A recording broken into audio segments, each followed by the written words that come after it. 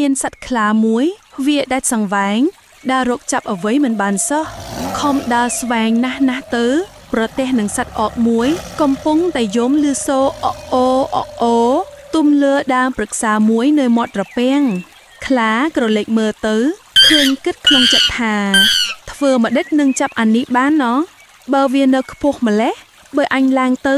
មុខជាវាឃើញហើយហៅទៅកាយណានឹងចាប់វាបានខ្លាអង្គុយចាំមើលទៅកលសត្វអកនោះសត្វអកនោះកាលណាទុំហើយភ្នែកវាតែងរំពៃមើលទៅបង្ហែត្រីក្រែងមានត្រីបន្លាកខ្លួនឡើងនឹងចាប់យូរបន្តិចមានត្រីមួយផុសឡើងពីក្នុងទឹកអកស្ទុះទៅចាប់បានត្រីនោះយកមកធ្វើជាចំណីវាទៅខ្លាឃើញអកធ្វើដូច្នោះក៏គិតក្នុងចិត្តថាយើអាអកនេះវាអង្គុយតែស្ងៀមសោះស្រាប់តែមានត្រីហាលក្នុងត្រពាំងនោះវាស្ទុះតែចាប់បានមួយរំពេចយកមកក្រអះមិននឿយហត់ប៉ុន្មានសោះមិនព្រួយដូចជាខ្លួនអញខំដើរស្វែងរកស្ទើស្លាប់មិនងាយបានអានេះអង្គុយថោច្រងុកចាប់បានភ្លាមហើយវាមិនលំបាកលំបាកអោនក្រាបទៀតថងបើដូច្នេះអញគិតធ្វើដូចសត្វអកនេះវិញស្រួលជាងខ្លាគិតដូច្នោះហើយ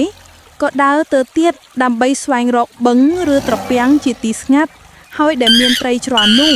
វាដើរទៅដល់បឹងមួយជាទីស្ងាត់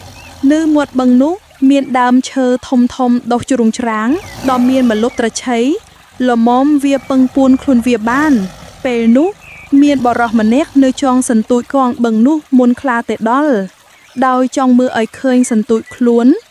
ដែលរាយនៅឯនាយឆ្ងាយបានស្រួលបរិះនោះរាយសន្ទូចហើយមិនឈរនៅនឹងដីទេទៅឡើងលើដើមព្រឹក្សាមួយធំខ្ពស់នៅសំងុំតែម្នាក់ឯងមិនមាត់កឡើយឯខ្លានោះកាលបានទៅដល់ហើយក៏ដើរភ្លុកចោះភ្លុកឡើងរកដើមឈើនឹងឡើងធ្វើដូចជាសត្វអកបរតឮសូរមើលទៅឃើញខ្លាកំពុងតែដើររត់ទៅឡើងអង្គុយច្រហមលើចុងឈើហើយធ្វើសំឡេងត្រាប់តាមសត្វអកថាអគាត់មិនហ៊ានមាត់ថាអ្វីទេចាំតែមើលហើយគិតថាខ្លានេះវាឡើងចុងឈើនៅក្នុងបឹងដូច្នេះតើវាគិតធ្វើអ្វីណេះយូរបន្តិចមានត្រីងើបឡើងស្រាប់តែខ្លានោះស្ទុះលោតប្រងរួចផុសឡើងវិញឆ្លក់ទឹកឮសូរខកបរិះនោះឃើញហើយសើចរួចស្រែកថាស្លាប់ទៅអាខ្មោចធ្វើអ្វីដូច្នោះខ្លាឮមើលទៅឃើញបរិះនៅលើចុងឈើក៏មានសេចក្តីអែនខ្មាយខ្លាំងណាស់ស្ទើរនឹងស្លាប់ខ្លួនព្រោះមិនដែលបងគំនិតដល់ម្លឹងសោះរួចខ្លានឹកថាឥឡូវបរិះនេះឃើញអញតែម្នាក់ឯងបើគាត់ទៅដល់ផ្ទះសមគាត់នឹងនិយាយប្រាប់គេថែមទៀតគេនឹងកាន់តែដឹងច្រើនឡើងកើតមានគេឈ្មោះអាក្រក់ណាស់បើដូច្នេះអញសូគាត់កុំនិយាយប្រាប់នរណាតទៅទៀតឡើយខ្លាបាននិយាយអង្វរបរិះនោះជាពាក្យអោនលំទួនថាអោអ្នកអើយខ្ញុំបានជាចាប់ត្រីធ្វើដូចជាសត្វអកទៅវាមិនបានអែត្រីទៅបានអែលងទឹកស្ទើរនឹងស្លាប់ខ្ញុំមានសេចក្តីខ្មាស់អៀនច្រើនណាស់បើដូច្នេះ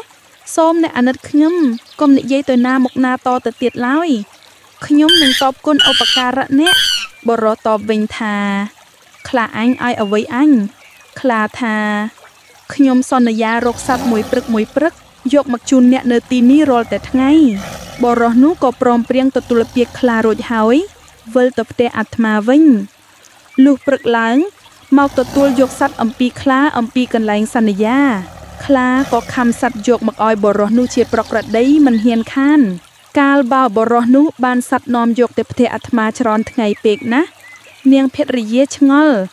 លុះវេលាយប់ក៏សួរដោយស្ងៀតថាអ្នកឯងធ្វើដូចម្ដេចក៏បានសត្វ100ថ្ងៃម្លេះម្ដងសត្វនេះម្ដងសត្វនោះជ្រូកក៏មានក្តាន់ក៏មានឆ្លូក៏មានប្តីថាអញដាក់អន្ទាក់ប្រពន្ធថាអន្ទាក់អ្វីក៏បានមិនដែលខានដូច្នោះអ្នកអើយបងឲ្យទៅត្រង់ទៅមើលបុរសនោះក៏ភ្លេចពាក្យសន្យាដោយស្មានថាខ្លាកាលណាវានឹងមកក៏ប្រាប់ប្រពន្ធតាមរឿងហេតុពីដើមដល់ចុងប្រពន្ធនោះក៏ជឿលុះព្រឹកឡើងបុរសទៅយកសត្វអំពីខ្លាដោយសពដងលុះទៅដល់ស្រាប់តែឃើញខ្លាអង្គុយច្រហមចាំនៅកន្លែងនោះលុះបុរសដើរទៅដល់ខ្លាប្រាប់ថាអើបុរសអញមកហើយអញនៅចាំតទេអញនឹងស៊ីឯង តបិតការនិយាយគ្នាមុននោះអញហាមថាកុំនិយាយប្រាប់គេតទៅទៀតឡើយអញសូកឲ្យសັດមួយរាល់ទៅថ្ងៃឥឡូវម្ដេចក៏និយាយប្រាប់គេបរោះនោះក៏ភ័យភ្នែកស្លោអ៊ិតប្រកែកថាអ្វីទេគ្រាន់តែអង្វរទៅខ្លាវិញថាបងខ្លាឯងស៊ីក៏ស៊ីចុះខ្ញុំមិនប្រកែកទេបានជានិយាយទៅហើយតែបើមួយថ្ងៃនឹងស្លាប់រស់ខ្ញុំសូមទៅជួបប្រពន្ធសិននឹងបានប្រាប់ឲ្យគេដឹងផងខ្លាក៏ព្រមថាទៅក៏ទៅចុះតែឲ្យឆាប់ត្រឡប់មកវិញអញស្ដោះទឹកមាត់ចាំតែស្ងួតទឹកមាត់អញតាមទៅស៊ីទាំងប្តីទាំងប្រពន្ធទុកធ្វើអ្វីមនុស្សនិយាយមិនទៀងបរតនោះក៏នឿទាំងសោកសៅក្នុងចិត្តព្រោះតែមាត់មិនជិតបានជាខ្លាវាស៊ីទៅដល់ក៏ប្រាប់ប្រពន្ធតាមរឿងហេតុនោះហើយថាឥឡូវនៅមិនបានទេត្បិតខ្លាវាចាំតែយូរវានឹងមកស៊ីទាំងអស់គ្នាប្រពន្ធក៏យំសោកស្រណោះគ្នាទៅវិញទៅមកស្ដាយគំនិតប្តីក៏លាភរិយាចេញចាកគ្រឹះស្ថានដើរមកតាមផ្លូវយំប្រណ្ដាលផងដល់ពាក់កណ្ដាលផ្លូវប្រទះទន្សាយមួយទន្សាយសួរថាបុរសឯងដើរទៅណាយំផងដូច្នេះ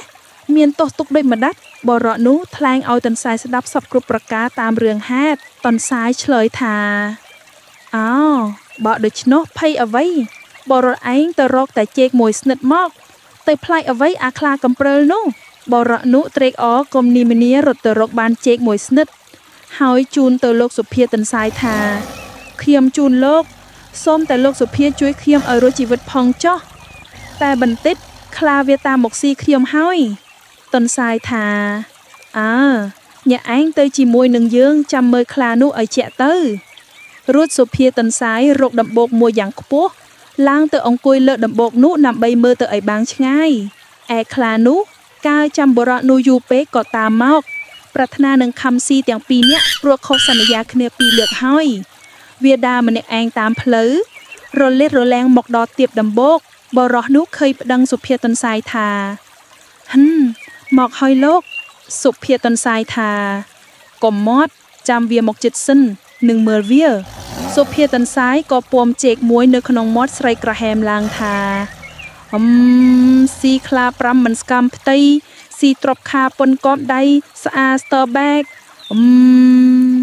ខ្លាឮសំឡេងធំក្រអួនថាស៊ីខ្លា5មិនស្កាមផ្ទៃក៏ស្ទុះថយក្រោយសុភាទន្សាយក្រហែមថែម្ដងហើយម្ដងទៀតយ៉ាងផ្ទួនខ្លាស្ទុះរត់ឡើងទាំងមើលក្រោយរត់ឆ្ងាយទៅប្រទះស្មាមួយនៅលើចុងឈើស្មាឃើញខ្លារត់ស្រែកសួរថាបងខ្លារត់មានការអ្វីខ្លាឮហើយឈប់ឆ្លើយតបវិញថាទេវ៉ៃអើយអាណាក៏ធំម្លេះស៊ីខ្លាដោទៅ5មិនឆ្អាតបានជាអញភ័យរត់មកក្រៃវីស៊ីស្មាសួរថាបងឯងឃើញដែរឬខ្លាថាទេឮតែមាត់ស្មាសួរថាមាត់ត្រង់ណាខ្លាថានៅពីដំបូកឯដំពងរណាស្មាថាក្រែងបងសុភាទេដឹងចំណាំតែឃើញនៅត្រង់ឯហ្នឹងខ្លាតបថាមិនមែនទេសំដីសុភាណាដូច្នោះស្មាថាទេប្រកាសទីសុភាហើយដល់ដូច្នោះទៅម្ដងទៀតមើលខ្ញុំជូនទៅខ្លាមិនព្រមទៅថាក្រែងបងស្មាឯងរត់ចោលអញតែឯងភ័យរត់ឡើងចុងឈើទៅនៅតែអញម្នាក់ឯងស្លាប់អញហើយស្មានិយាយម្ដងទៀតថាបើបងឯងខ្លាចខ្ញុំរត់ចោលយើងចងកន្ទុយភ្ជាប់គ្នាខ្ញុំឡើងទៅចុងឈើឯណារួចបើបងជាប់នឹងខ្ញុំហើយខ្លាថាបើដូច្នោះទៅក៏ទៅចុះកុំរត់ចោលគ្នាវៃខ្លានិងស្មាចងកន្ទុយភ្ជាប់គ្នាហើយដើរតម្រង់ទៅដំបូកនោះបុរសនោះឃើញប្តឹងសុភាទន្សាយទៀតថាលោកអើយមកទៀតហើយម្ដងនេះមានស្មាមកផងខ្ញុំខ្លាចណាស់លោកសុភាទន្សាយថាកុំបារម្ភអ្វីនៅមាត់ឲ្យស្ងៀមចាំវាមកជិតបន្តិចនឹងនឿលវាសុភាទន្សាយក៏ប្រុងបកជែកមួយនឹងពំឲ្យមាំដល់មកជិតស្មាសួរថាត្រង់ណាបងខ្លាថាត្រង់ហ្នឹងណែមាត់ស្រីពីត្រង់នោះណាសុភាទន្សាយពំជែកនៅក្នុងមាត់ស្រីថាអាស្មាក្រញ៉ាំចំពាក់បំណុលអញ 4-5 ឆ្នាំដឹកអាខ្លាសង្ឃុំមួយឲ្យអញមើលមកយ៉ាតអាស្មានេះខ្លាលឺដូច្នោះក៏ស្ទុះរត់ភេញទៅស្មាខ្វាត់ពុំស្ដាប់ហើយគិតក្នុងចិត្តថាអាស្មានេះ វានាំអញមកផាត់បំណុលទេស្មាស្រ័យថាបងខ្លាឈប់សិនខ្លាក៏មិនព្រមដល់ចូលចិត្តថាច្បាស់ជាស្មាយកខ្លួនមកផាត់ឲ្យគេហើយរត់ទៅឆ្ងាយទាល់តែស្មានោះរំដុំនឹងឈើនឹងដីស្លាប់ខ្លួនខុយអាសាអេដការ